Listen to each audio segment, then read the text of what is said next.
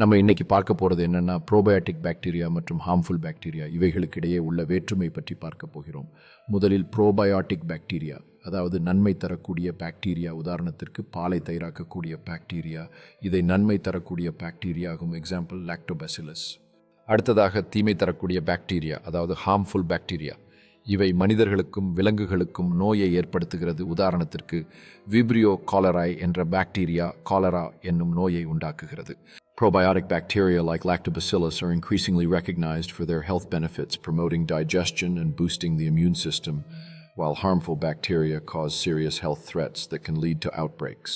உலகெங்கும் பல்வேறு இடங்களில் ப்ரோபயோட்டிக் பாக்டீரியா புரியப்படுவதாக இருந்தாலும் ஹார்ம்ஃபுல் பாக்டீரியா இவைகள் கொண்டுள்ள ஆபத்துகளை பற்றிய விழிப்புணர்வு முக்கியமாக உள்ளது. ஏனெனில் நோய் தொற்று மற்றும் அதன் பாதிப்புகள் மனிதர்களின் வாழ்வியல் முறைமைக்கு மிகுந்த தாக்கத்தை ஏற்படுத்துகிறது.